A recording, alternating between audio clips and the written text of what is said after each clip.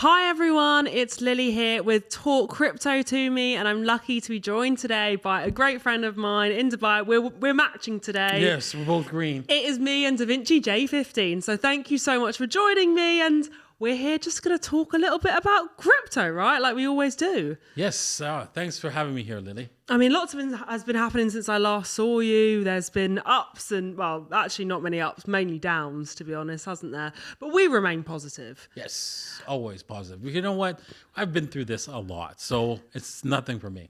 Yeah, so obviously what's been happening with FTX, what is sort of your viewpoint on what's been going on? Well, there's a lot on my viewpoint of what's going on. At first, right, I didn't think that that he was that much of a criminal. I know that something was not right, and I stayed away from FTX. So you actually did see a few red flags when it came to FTX. Yeah. Okay, Mostly interesting. because there was association with Mr. Wonderful, Kevin O'Leary. Okay. And then the fact that he was like getting in bed with the government, and that made me very, very weary. So I was a little concerned about that, but I wish I had done some more research, because it would have been obvious that this company was going under. If I had spent just a few minutes time, even just talking to SBF or even just watching some of his interviews. Yeah. Damn. Yeah, some of the stuff he did release and some of the things he's come out with, it's now, I mean, I think it's always more glaringly obvious once something bad has happened, right? Exactly. But it is quite concerning that a lot of people within our industry didn't see them red flags at all. Yes, I know. You know what? I wish I had spent a little bit more time researching it. But anyways, it's in the past. But what's most interesting is what's been uncovered, the coincidences. So, for example, how connected he is, really connected to the government. It's not that I thought he just paid $30 million and he's getting this get out of jail free card, right? No. Actually, he was a political patsy. He was used to fundraise for the DMC, the Democratic Party.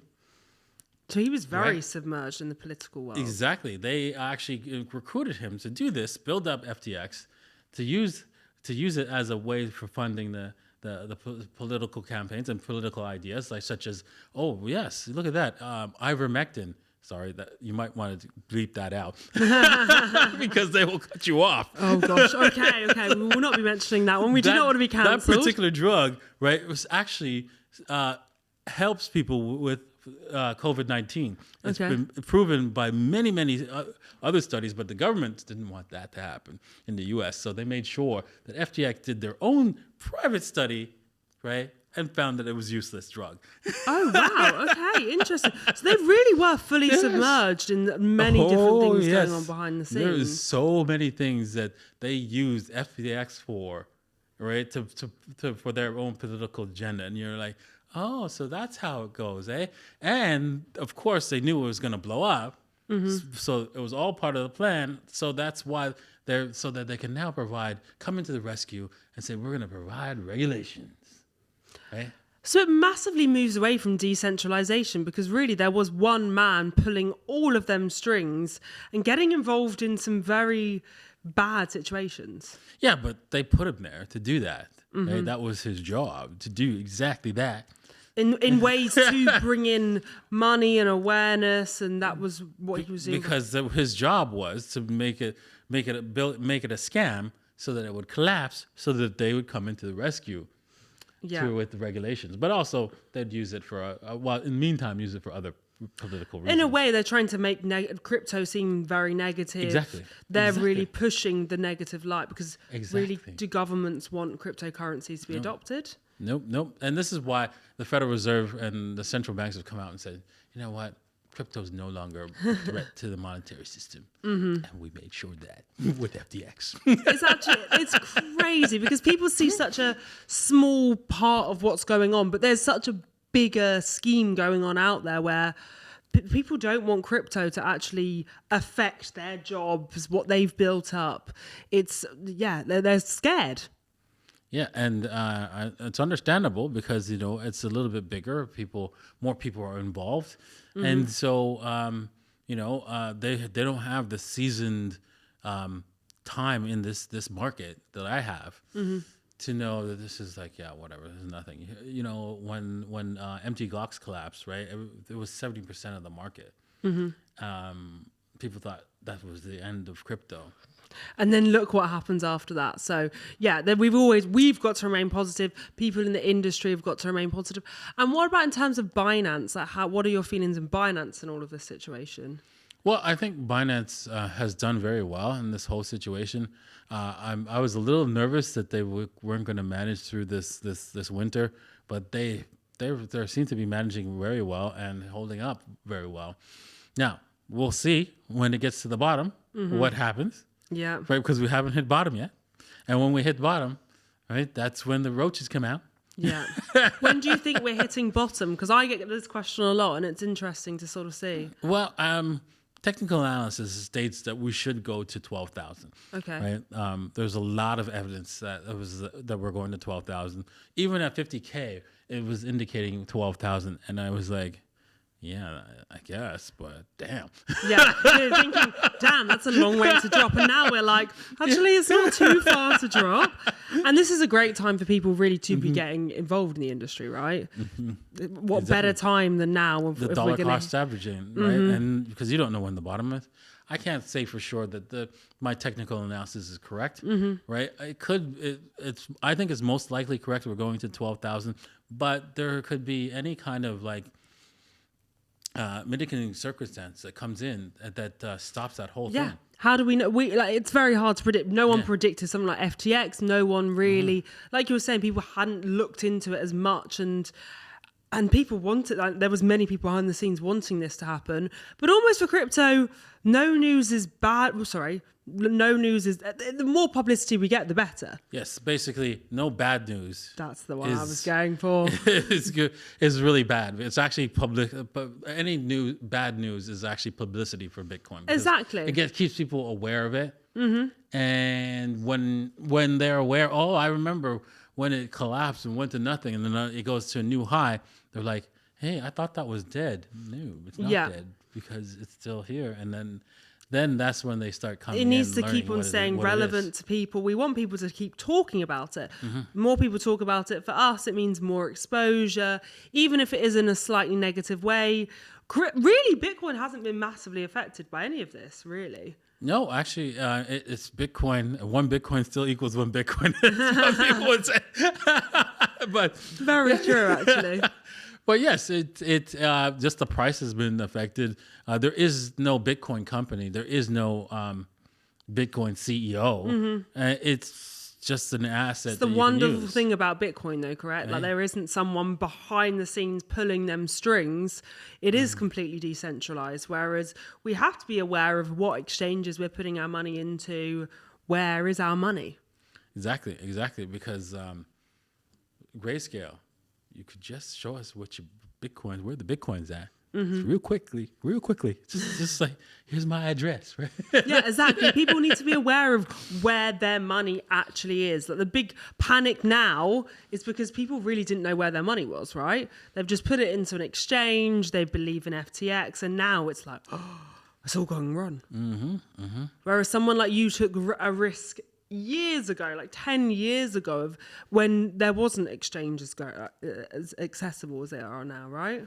Exactly. I didn't even trust MT Gox when I first got into Bitcoin. MT Gox was available to me, and I was able to wire transfer money to that exchange, but I just didn't trust the exchange because it was so new. And it was just moved to Japan, and I didn't feel comfortable about that. And I did end up using it for a while. But when I saw them starting to lose so much money from different problems, one was the Bitcoin malleability problem. That it was a bug in Bitcoin that was fixed when we switched to what's it called? The new SegWit. When we switched to SegWit, we upgraded there. That's the end of the Bitcoin malleability bug. But that was basically complex bug that allowed people to steal money from exchanges without them knowing. So yeah. So there's been, this has happened many a time, as you were saying, like this is not, everyone sees it as breaking news because more people are aware of cryptocurrency now, but actually along this journey, there's going to be ups and downs, right? Yes, there will be always. And there's going to be that way until Bitcoin becomes money. And it's going to become money, right? We believe in it. Everyone within the industry really sees the potential it has, and it's started to be used here already. Because it has everything you need for money, right? It's divisible, it's fungible, right? You can store it long term. It doesn't just degrade, right? You could transfer it to anyone instantly in the world. No one's going to stop you, and it's limited supply, so there's no way to counterfeit it. So this makes it the perfect money because. What makes it the perfect money, better money than any money that we've used ever in the past, it's two things. One, it can be, no one can know that you have the Bitcoin. No one can know. You could walk across, you could go flying across anywhere in the world. Yeah, that's true. With billions of dollars, and nobody knows that you got billions of dollars. For the first time ever. We were saying this in a conversation about the fact you can fly anywhere rather than having to have cash in your suitcase or anything like that. The Bitcoin you have here in Dubai is worth the same as the Bitcoin. I mean, maybe with a bit of exchange rate difference, but when you land somewhere, it's going to be worth the same, and it's very light. Yes, it's the lightest you can travel with. Exactly. This is going to destroy tyranny around the world because now governments can't be tyrannical once Bitcoin becomes money, because people can easily up and leave without you ever knowing that they left with a whole bunch of money. Yeah. So they can't be tyrannical to their population. Think about that. Now, another cool thing about Bitcoin is that for the first time ever, money can be associated with a thing, not a person. All money has to be associated with a person or a group of people. Whether it was gold, whether it's paper money, whether it's just credits in the banking system, right, on your computer, on the banking computer. Well, that has to be associated with an actual group of people or a single person to manage it. Today, a computer or a thing can manage the money for you.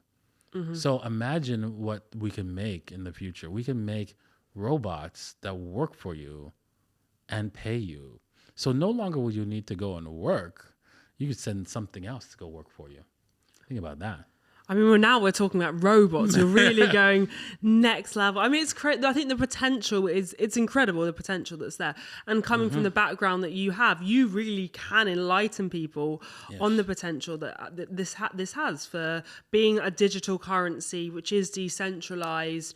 It really is changing the world. It's not just potentially, it already is. Yes, I'm a software developer, by the way, so most people don't know that. But yes, I grew up as a software programmer since I was 11. My first computer was a VIC-20. I've been always on the computer since I can remember. So that's why you've got that analytical mindset to really look into these things and discover what is coming next. I mean, robots would be a very interesting way of utilizing what we're creating. Exactly. I mean, there's so much more that's programmed into Bitcoin that can't be activated or can't be used until everybody's using it as money. But once everybody's using it as money, it will become useful.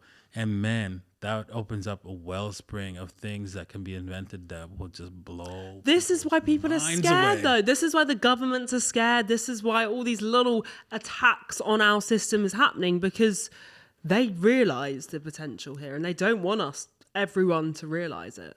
Yeah, well, here's the thing, right? In the past, governments hated the Gutenberg press when it was invented because it allowed people to have books. And so what the government did is, and same with the church, it went around destroying every press, destroying all the books. And that's why today we don't have books. Oh, wait, we do. Because eventually everyone sees the flaws and they make that change anyway. We go against the system. Exactly. So there's no power in the universe for them to stop this. They have not enough power in the whole universe to stop this unless they destroy every single thing on the planet. No, which I mean, we've only really accessed such a small percentage of the population within cryptocurrency. I mean, it seemed people hear about it a lot more, but actually we still have a long way to go. A lot more people to access, a lot of people to onboard. Yes, exactly. It's only 100 million people are in the crypto space. You are entering a space where there's still like at least 2 or 3 billion people that will rush into this. And you're going to be right there for them. How can I help you?